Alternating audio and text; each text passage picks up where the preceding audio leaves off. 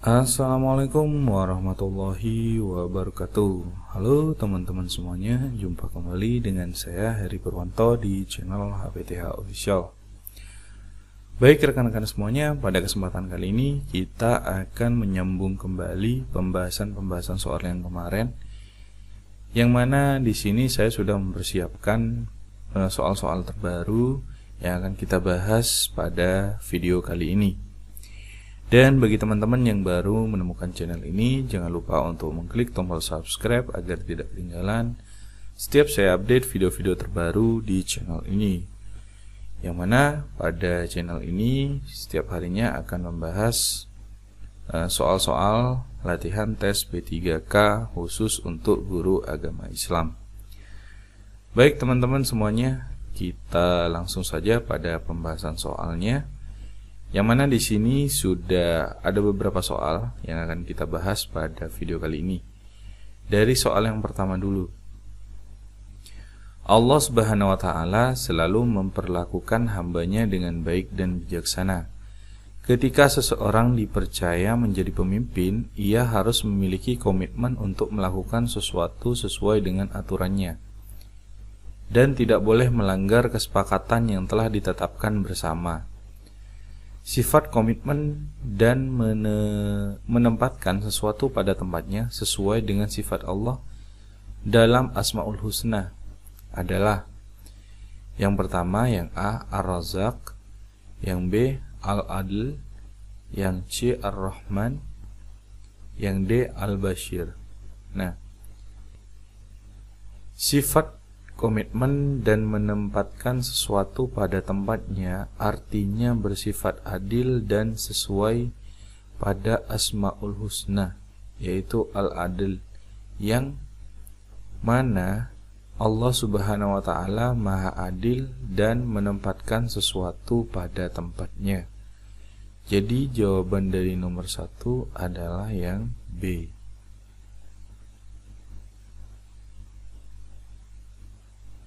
Mungkin ada tambahan dari teman-teman, silakan ditambahkan ya di kolom komentar.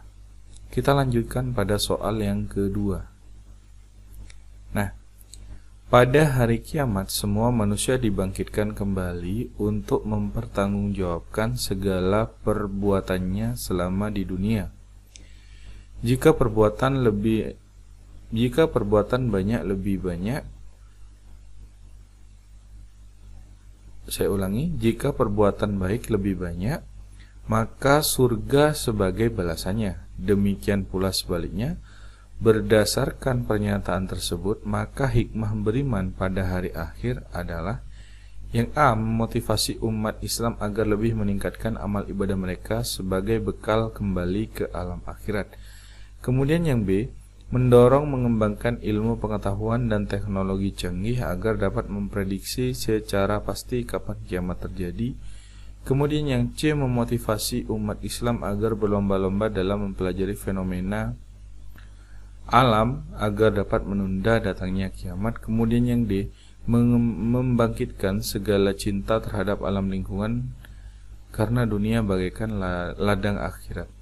Nah, coba kita lihat ya teman-teman, di sini tentang Yaumul Hisab dan Yaumul Mizan. Yang pertama adalah Yaumul Hisab dulu. Yaumul Hisab adalah hari di mana semua amal manusia akan diperhitungkan. Sekecil apapun perbuatan manusia, baik maupun buruk, akan diperhitungkan oleh Allah Subhanahu wa Ta'ala dan diberi balasan yang setimpal nantinya.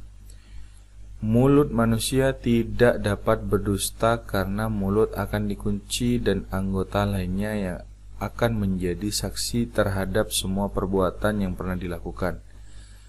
Kemudian untuk dalil Yaumul Hisab terdapat dalam Quran surat Al-Anbiya ayat 47. Kemudian yang kedua yaitu Yaumul Mizan. Nah, Yaumul Mizan adalah hari penimbangan amal manusia. Di saat itu, bila amal baik manusia lebih berat dibandingkan dengan amal buruk, maka ia akan masuk ke surga. Sedangkan bila amal buruknya lebih besar dibanding amal baiknya, maka ia akan dimasukkan ke neraka. Nah, untuk dalilnya berdasarkan Quran surat Al-Zalzalah ayat 7 dan 8. Nah, maka dari itu hikmah beriman pada hari akhir ialah memotivasi umat Islam agar lebih meningkatkan amal ibadah mereka sebagai bekal kembali ke alam akhirat. Jadi jawabannya adalah yang A. Jika ada tambahan, boleh silahkan ditambahkan di kolom komentar ya. Kita lanjutkan pada soal berikutnya, yaitu soal nomor 3. Pada hari akhir semua amal manusia ditimbang untuk menentukan balasannya selama hidup di dunia.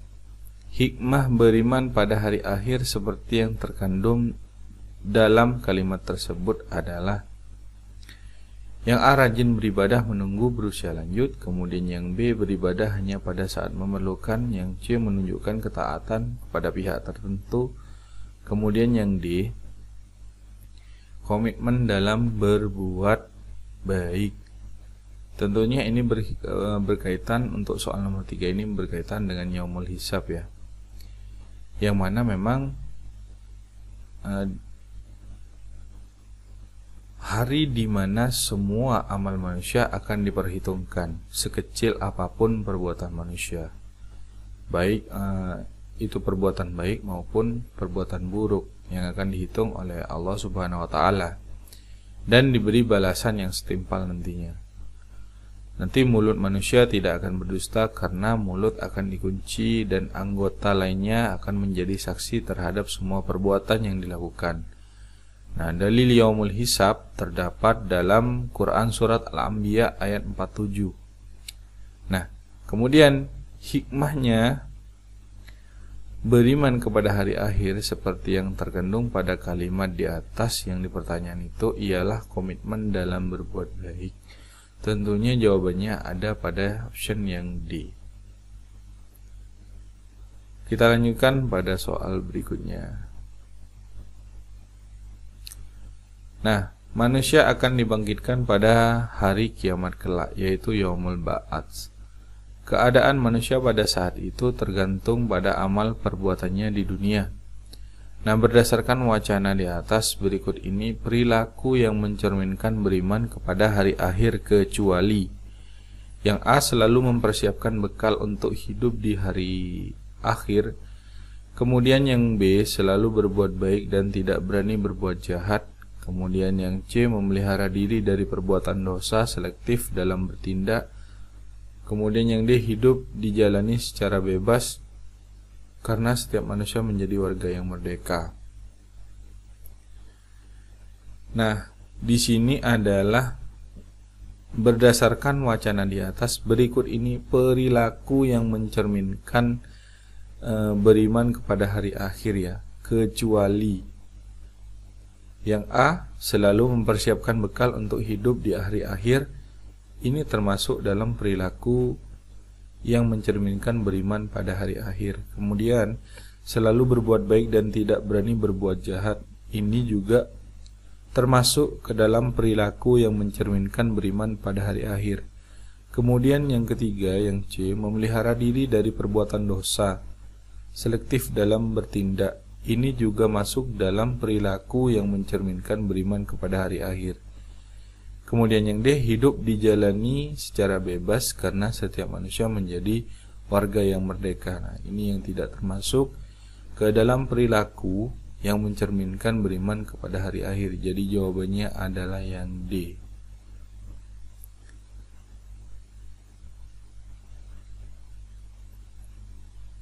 Kita lanjutkan pada soal berikutnya, yaitu soal nomor 5.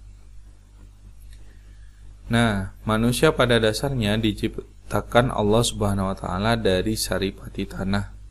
Kemudian Allah Subhanahu wa Ta'ala mengubah menjadi bentuk yang sempurna. Proses penciptaan manusia merupakan bukti kekuasaan Allah Subhanahu wa Ta'ala dan menjadi pelajaran bagi manusia agar manusia tidak menjadi sombong. Nah, proses penciptaan manusia tergambar dalam Al-Quran surah yang A, Quran surat Al-A'raf ayat 58, kemudian Quran surat Al-Zariyat ayat 56, kemudian Quran surat Ali Imran ayat 159, kemudian Quran surat Al-Mu'minun ayat 12 dan 14. Nah, jawabannya adalah yang D ya teman-teman, yaitu Quran surat Al-Mu'minun ayat 12-14. Yang mana coba kita buka di sini untuk Quran surat Al-Mu'minun ayat 12 dan 14.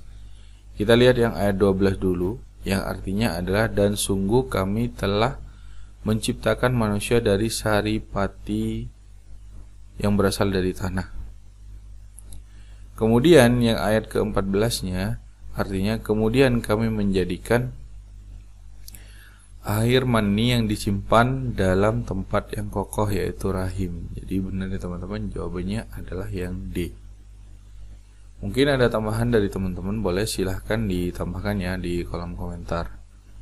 Kita lanjutkan pada soal berikutnya, yaitu soal nomor 6.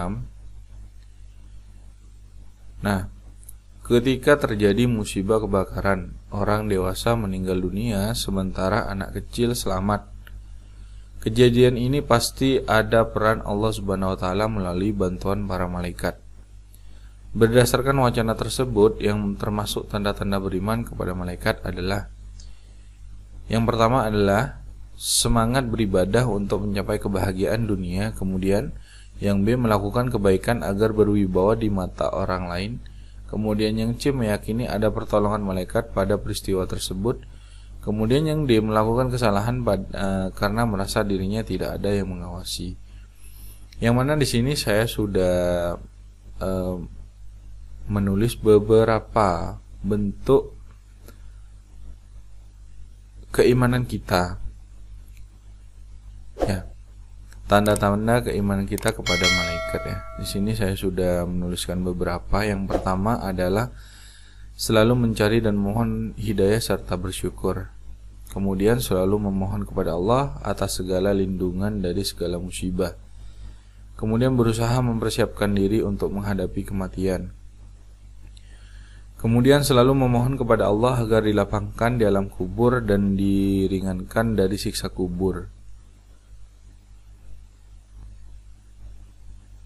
Kemudian selalu memiliki niat baik dalam segala perbuatan, baik ucapan maupun perbuatan ya.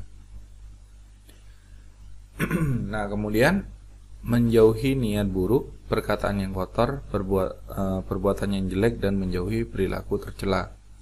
Selalu memohon kepada Allah agar terhindar dari siksa api neraka. Kemudian selalu memohon kepada Allah agar masuk surga dengan ridhonya.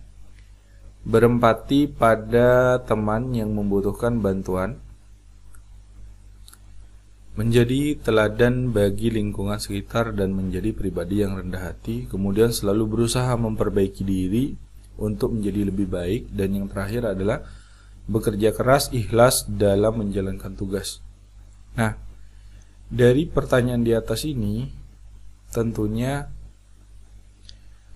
berdasarkan wacana tersebut, yang termasuk tanda-tanda beriman kepada malaikat adalah tentunya adalah jawabannya C ya, meyakini ada pertolongan malaikat dalam peristiwa tersebut.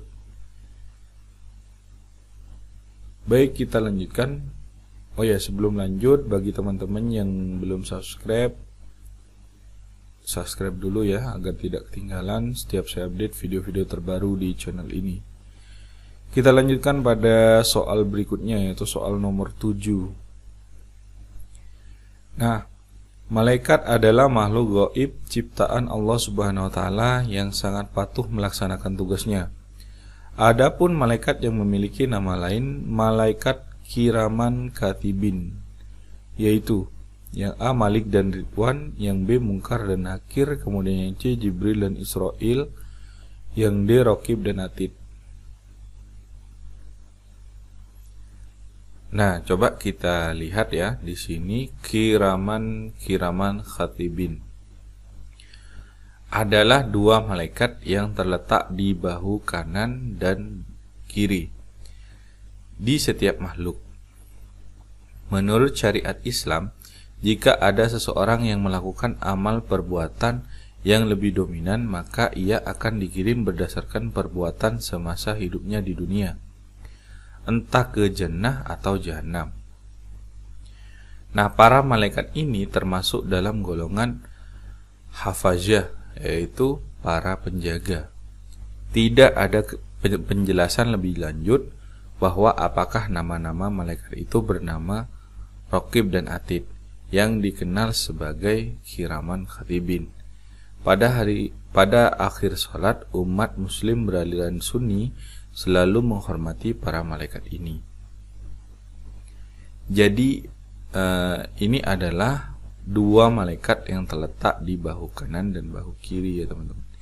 Nah, dari option pilihan ini tentunya yang paling mendekati jawabannya itu adalah yang D, yaitu Raqib dan Atid, yaitu pencatat amal baik dan amal buruk. Kita lanjutkan pada soal berikutnya, yaitu soal nomor 8. Nah, di bawah ini merupakan ruang lingkup akidah Islamiyah. Menurut Hasan Al-Banna, kecuali.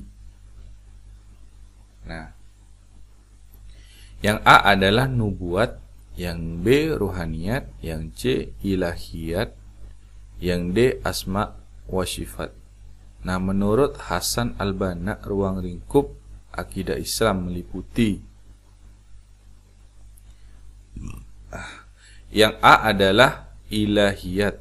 Nah, yaitu pembahasan tentang segala sesuatu yang berhubungan dengan Allah, seperti wujud Allah, sifat Allah, nama dan perbuatan Allah, dan sebagainya. Kemudian nubuat, nah, yaitu pembahasan tentang segala sesuatu yang berhubungan dengan Nabi dan Rasul, pembicaraan mengenai kitab-kitab Allah yang dibawa para Rasul, mukjizat Rasul, dan lain sebagainya. Kemudian ada ruhaniyat, nah, yaitu tentang segala sesuatu yang berhubungan dengan alam metafisik seperti jin, iblis, setan, roh, malaikat, dan lain sebagainya. Kemudian ada sam'iyat. Nah, ini yaitu pembahasan tentang segala sesuatu yang hanya bisa diketahui lewat sam'i, yakni dalil nakli berupa Al-Quran dan As-Sunnah, seperti alam barzakh, akhir, dan azab kubur, tanda kiamat, surga, neraka, dan lain-lain. Jadi di bawah ini yang merupakan ruang lingkup akidah Islam menurut Hasan Al-Banna, kecuali yang pertama nubuat. Nubuat ini ada, berarti bukan ya. Kemudian ruhaniyat, ruhaniyat ada juga, masuk dalam ruang lingkupnya. Kemudian ilahiyat, ilahiyat ada ya. Nah, kemudian ada sam'iyat, di sini asma wa sifat. Jadi yang bukan adalah yang D. Kita lanjutkan pada soal berikutnya, yaitu soal nomor 9. Nah,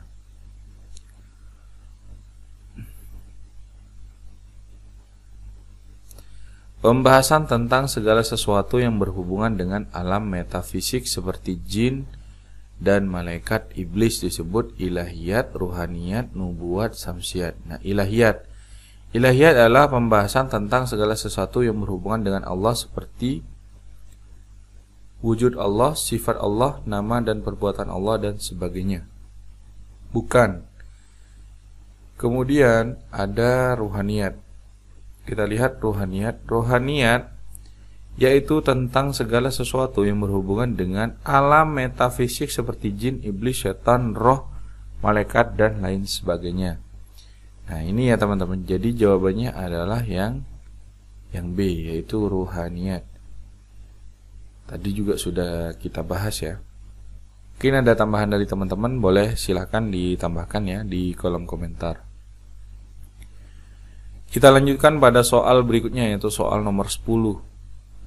Nah, Allah satu-satunya zat yang berhak menerima ibadah.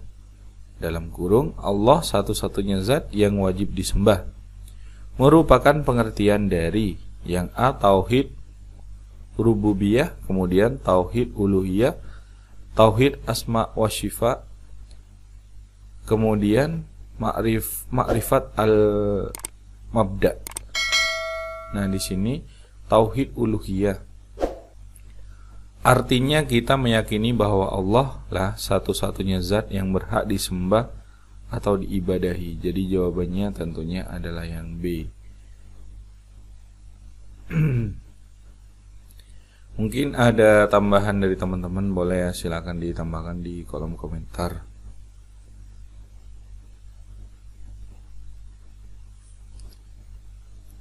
Bagaimana? Tetap lanjut ya teman-teman. Baik, kita lanjutkan. Ya, mungkin ada teman-teman yang masih bertanya, Kak, itu soal FR apa bukan? Nah, ini memang soal yang mengacu pada tes tahun lalu ya teman-teman. Ini soal yang muncul di tes yang tahun lalu dan sesuai dengan FR ya. Kita lanjutkan. Nah, aliran ini beranggapan bahwa manusia tidak mempunyai kemerdekaan dalam menentukan kehendak dan perbuatannya, serta menyandarkan semua perbuatan kepada Allah Subhanahu wa taala.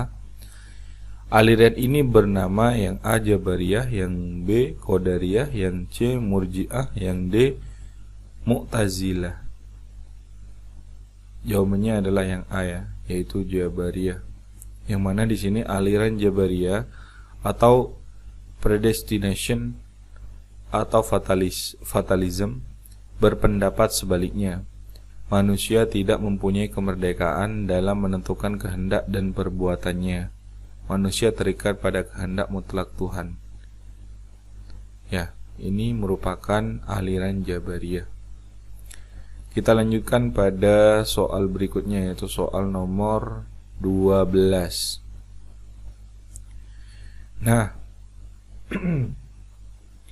aliran ini percaya bahwa segala tindakan manusia tidak diintervensi oleh Allah Subhanahu wa taala.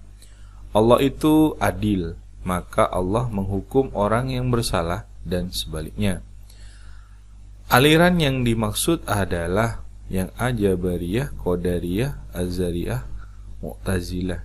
Nah, jawabannya adalah yang B, yaitu Qadariyah. Coba kita lihat di sini pengertian dari Qadariyah secara etimologis. Berasal dari bahasa Arab, yaitu qadara, yang bermakna kemampuan dan kekuatan. Adapun secara etimologi, istilah adalah suatu aliran yang percaya bahwa segala tindakan manusia tidak diintervensi oleh Allah Subhanahu wa taala. Aliran-aliran ini berpendapat bahwa tiap-tiap orang adalah pencipta bagi segala perbuatannya. Ia dapat berbuat sesuatu atau meninggalkannya atas kehendaknya sendiri. Aliran ini lebih menekankan atas kebebasan dan kekuatan manusia dalam mewujudkan perbuatan-perbuatannya. Jadi jawabannya adalah yang B. Kita lanjutkan pada soal berikutnya, yaitu soal nomor 13. Nah, perhatikan pernyataan berikut ini. Yang pertama, wujud, qidam, baqa, qiyamuhu binafsihi, kemudian wahdaniyah. Nah, yang termasuk sifat salbiyah adalah, kita lihat ya teman-teman di sini, sifat salbiyah yang mana adalah sifat yang menolak apa yang tidak layak bagi Allah.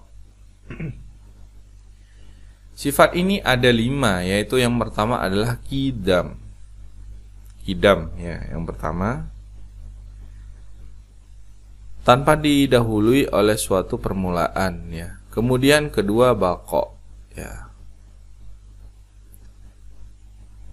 kekal, tak akan mengalami kebinasaan walaupun saat bumi dan langit dihancurkan, yaitu kiamat ya. Kemudian yang ketiga adalah mukhallafah lil hawadisi, tidak sama dengan makhluk. Contohnya, Allah tidak diawali dengan suatu sebab dan tak akan pernah dibinasakan sebaliknya. Makhluk diawali dengan suatu sebab, proses, dan akhirnya akan binasa. Kemudian yang keempat adalah qiyam binafsihi. Qiyamuhu binafsihi ya. Ini yang ketiga. Yaitu berdiri sendiri. Berdirinya Allah itu tidak memerlukan tempat atau sesuatu atau bantuan dari siapapun. Ya. Dengan kata lain, berdirinya Allah tak memerlukan bantuan dari makhluk. Ya. Yang kelima adalah wahdaniyah. Esa, tunggal dan tak terbilang. Jadi ini yang keempat. Jadi untuk yang termasuk sifat salbiyah adalah yang mana nih teman-teman? Tentunya 2, 3, 4, 5 yang A. Mungkin ada tambahan dari teman-teman, boleh silahkan ditambahkan ya di kolom komentar. Kita lanjutkan pada soal berikutnya, yaitu soal nomor 14. Nah, perhatikan pernyataan berikut ini. Yang A, wujud, qidam, kudrat, iradat, hayat. Nah, yang termasuk sifat ma'ani adalah, nah ini sifat ma'ani, sifat yang pasti ada pada zat Allah. Sifat ini ada 7, yaitu yang pertama adalah kudrat, ya, berkuasa, apapun bisa melakukannya. Kemudian iradat, iradat adalah menentukan, semua terjadi dengan ketentuan Allah. Ilmu untuk mengetahui, Allah itu maha mengetahui segala sesuatunya, termasuk apa yang ada di hati manusia. Kemudian hayat. Nah, hayat. Kemudian sama, mendengar, basar melihat, dan kalam berkata-kata. Jadi yang termasuk sifat ma'ani yang ada dalam option ini adalah 3, 4, 5. Jadi yang D. Mungkin ada tambahan dari teman-teman, boleh ya, silahkan ditambahkan di kolom komentar. Ataupun ada penjelasan saya yang kurang jelas, boleh silahkan ditanyakan di kolom komentar ya. Ayo kita bangun channel ini bersama-sama sebagai media dalam menyampaikan ilmu kepada teman-teman agar bisa bermanfaat, bukan untuk saling menjatuhkan, bukan untuk saling menggurui, tetapi kita di sini sifatnya adalah belajar bersama. Ya, karena saya juga masih belajar, mohon koreksinya dari teman-teman. Jika ada pembahasan ataupun jawaban saya yang keliru, boleh teman-teman betulkan di kolom komentar ya. Baik teman-teman, mungkin hanya itu ya yang bisa saya sampaikan di video kali ini. Oh ya, bagi teman-teman yang baru menemukan channel ini, jangan lupa untuk mengklik subscribe di channel ini agar tidak ketinggalan setiap saya update video-video terbaru di channel ini ya. Mungkin hanya itu saja yang bisa saya sampaikan. Kurang lebihnya saya mohon maaf. Wabillahi taufiq wal hidayah. Wassalamualaikum warahmatullahi wabarakatuh. I'm marveling your eyes.